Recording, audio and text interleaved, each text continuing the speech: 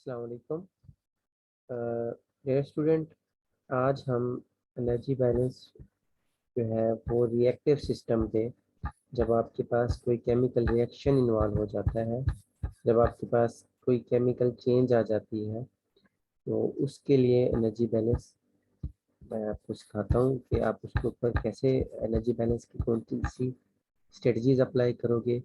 किस तरह से एनर्जी बैलेंस लगाओगे और एक्सेल के ऊपर कैलकुलेशंस किस तरह करोगे, ताकि आप जब अपना प्रोजेक्ट्स करने लगे फाइनल ईयर में आके, जो कि एक नेसेसरी कंपोनेंट होता है इंजीनियरिंग डिग्री का, तो उसको आप इजीली कंप्लीट कर सकें। तो एनर्जी बैलेंस जो है किसी भी रिएक्टिव सिस्टम के लिए, जब आपके पास कोई उसमें वर्क इन्वॉल्व ना हो और आपके पास जो है उसमें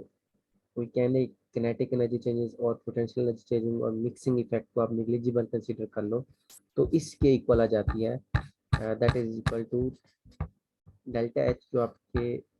जो इनपुट पे आपके पास होती है, रिएक्टर के स्टार्ट में होती है, फीड जो आ रही होती है, उनकी हीट एनर्जी कंटेंट कितने हैं, प्लस जो आपके पास प्रोडक्ट बन रहे होते हैं उनके एनर्जी कंटेंट कितने, प्लस आपके पास जो रिएक्शन इन्वॉल्व हो जाता है उसकी रिएक्शन की एनर्जी, रिएक्शन के लिए कितनी एनर्जी रिक्वायर्ड होगी या कितनी आपको देनी पड़ेगी, या इस ये हमारे पास इक्वल हो जाते हैं टोटल हीट के इक्वल। अगर आपके पास कोई वर्क इन्वॉल्व नहीं है तो इसमें आप W को 0 के इक्वल पुट कर सकते हैं। इन सिंपल ऐसे इन सिंपल अगर मैं इसको ब्रीफ करना चाहूँ, तो जब भी आपके पास कोई भी रिएक्टर है, तो रिएक्टर में आपके पास तीन चीज़ें हो रही होती हैं। एक तो रिएक्टेंट उस रिएक्टर में एंटर हो रहे होते हैं, प्रोडक्ट आपके पास रिएक्टर से लीव कर रहे होते हैं, और आपके पास जो रिएक्शन के रिजल्ट में रिएक्टेंट जब फीड होते हैं रिएक्टर में तो रिएक्शन होता है, तो उस रिएक्शन के रिजल्ट में जो हीट आपकी वहाँ से इन्वॉल्व हो जाती है, एक तो फीड से हीट इन्वॉल्व हो जाती है, एक रिएक्शन से हीट इन्वॉल्व हो जाती है, और एक आपके पास प्रोडक्ट से हीट इन्वॉल्व हो जाती है। इस चीज़ को मैं ज़रा एक सिंबॉलिक रिप्रेजेंटेशन में बता देता हूँ। लेट्स सपोज ये आपके पास कोई कोई रिएक्टर था ब्लॉक फ्लो डायग्राम में। यहाँ पे एक आपके पास स्टीम ये है कि आपके पास जो रिएक्टेंट्स हैं या फीड है उनकी एनर्जी कितनी है, और एक आपके पास जो आपने रिएक्शन करवाया, रिएक्शन के रिजल्ट में आपके पास कोई ना कोई रिएक्टेंट जब रिएक्टर में आएंगे, जो भी रिएक्टर की कंडीशन है रिएक्शन के लिए, उस पर जब एंटर होंगे, जो भी टेम्परेचर होगा इस रिएक्टर का, लेट्स सपोज उस रिएक्टर का टेम्परेचर है, रिएक्शन के लिए रिक्वायर्ड है टेम्परेचर 300 डिग्री सेंटीग्रेड, और जब ये लीव करेंगे रिएक्टर को तो प्रोडक्ट बनाएंगे, और इन्हीं प्रोडक्ट का आप कोई टेम्परेचर दे सकते हैं कि आपके पास प्रोडक्ट जो है ना वो 500 डिग्री सेंटीग्रेड लीव कर सकते हैं, लीव करेंगे।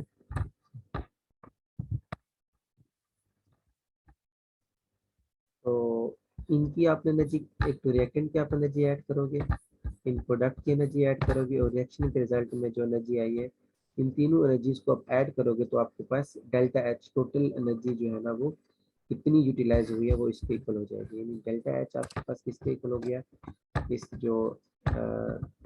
इस रिएक्शन के लिए रिक्वायर्ड है डेल्टा एच, ये इक्वल हो जाएगा आपके पास डेल्टा एच जो आपके पास रिएक्टेंट है, जो आपके पास फीड के अंदर है, जो डेल्टा एच रिएक्टेंट या आपके पास फीड है,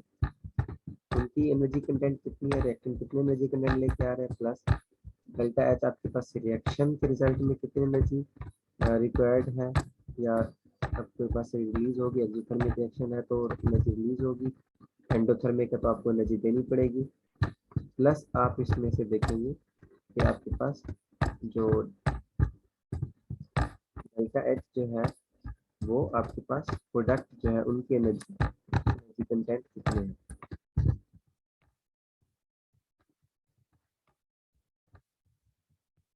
तो ये जो डेल्टा एच एफ रिएक्शन है, इसके लिए एक और इम्पोर्टेंट चीज़ ये है, अब आप चेक करोगे कि आपके पास रिएक्शन किस टेम्परेचर पे हो रहा है, यानी आपके पास डेल्टा एच जो रिएक्शन है इसको हम ऐसे सिंबॉलिकली रिप्रेजेंट कर सकते हैं कि आपके पास एक तो enthalpy of formation of products minus enthalpy of formation of reactants, उनकी एनर्जी कितनी है, तो उसकी एनर्जी के इक्वल हो जाएगी। उसमें आप प्लस कर दोगे, आपके पास जो 300 डिग्री सेंटीग्रेड से लेके 500 डिग्री सेंटीग्रेड तक जो प्रोडक्ट बने हैं उनकी एनर्जी कितनी है। अगर मैं आज के टॉपिक को डिस्कस करूं तो हमें ये डिस्कस करना है कि एनर्जी बैलेंस जो है ना, इक्वेशन आप कौन सी यूटिलाइज करोगे, क्योंकि प्रीवियस स्लाइड में मैंने आपको इक्वेशन बताई है। अब किस तरह एंथैल्पी वैल्यूज किस तरह निकालोगे, क्योंकि आपके पास जो रिएक्टेंट है उनका रिएक्टेंट का कोई ना कोई टेम्परेचर होगा, आप उनको रेफरेंस कंडीशन एज्यूम कर लोगे, रेफरेंस कंडीशन पे आप रिएक्शन करवाओगे,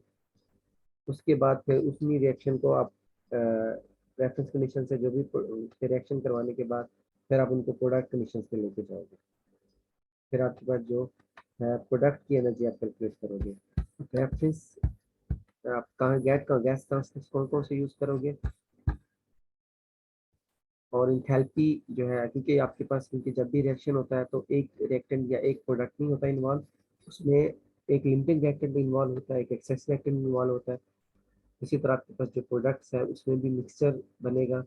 मिक्सचर बनता है रिएक्टेंट्स प्रोडक्ट्स का, और उसमें हो सकता है आपके पास अनरिएक्टेड रिएक्टेंट्स भी जा रहे हैं। इसको मैं आपकी आसानी के लिए एक और तरीके से समझाना चाहूँ, ये है कि आपके पास फर्स्ट कंडीशन पे थे रिएक्टेंट्स,